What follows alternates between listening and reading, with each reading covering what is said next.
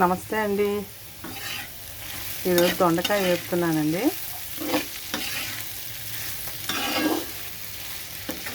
దొండకాయకండి ఉల్లిపాయ ముక్కలు, పచ్చిమిరపకాయ ముక్కలు అండి, వెల్లుల్లిపాయ చిరగొట్టు వేసుకోవాలండి. నేను అవన్నీ వేసిన తర్వాత కొంచెం మగ్గిందండి, ఉప్పు వేసుకున్నానండి. ఇప్పుడు మనం కారం వేసుకోవాలండి.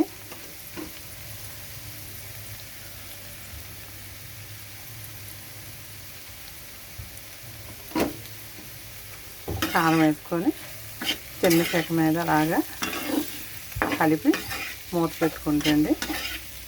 దొండకాయ అంతా మెత్తపడి వేగిపోతుందండి. కారం అంటే అండి మసాలా కలిపిన కారమేనండి, పొడి కారం కాదు.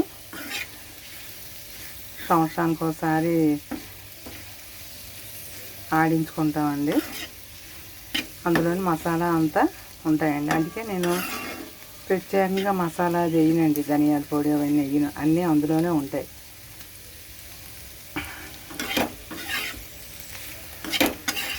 ఒక్క మటన్కి కానీ చికెన్కి కానీ అయితే వేస్తానండి. దొండకాయ కూరకి, వంకాయ ఇలాంటి కాయగూరలు అన్నిటికునండి మసాలా కారమేనండి.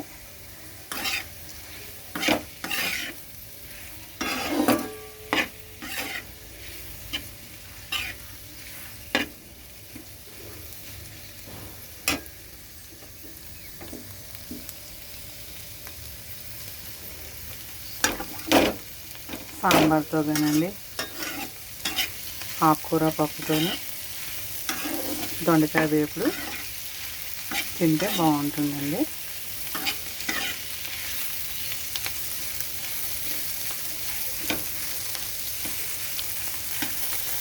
నా వీడియో నచ్చితే ఒక లైక్ చేయండి. చిన్న చెక్క మీద వేపుతండి కూర బాగుంటుందండి.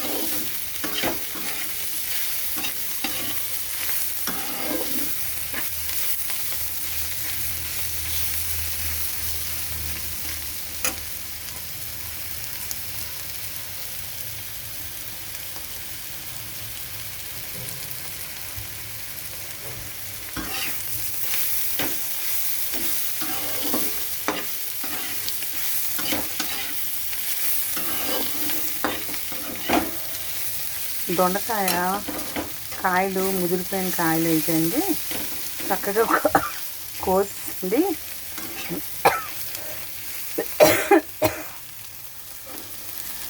కొంచెం ఉప్పు వేసండి ఆ ముక్కల్లోనే వాటర్ వేసి చక్కగాను పిసికి శుభ్రం కడిగేసామనుకోండి, అప్పుడు మనకి ఆ ముదురుతనం అంతా ఆ జిగురంతా పోతుందండి.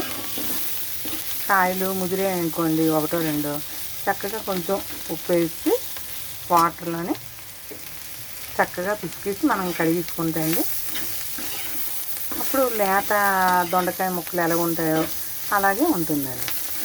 అందుకోసం మీరు కూడా అండి దొండకాయ ఎప్పుడైనా ముదిరింది అనుకోండి కోసుకుండేటప్పుడు అవి వేస్ట్ చేయకుండాను చక్కగాను ఉప్పు వేసి పిసికిస్తే దాని ముదురు నీరంతా పోతుందండి, ఆ పిక్క కూడా పోతుంది.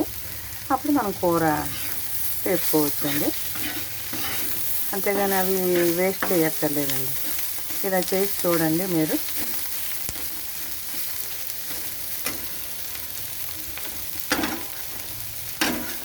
దొండకాయ కూర రెడీ అండి.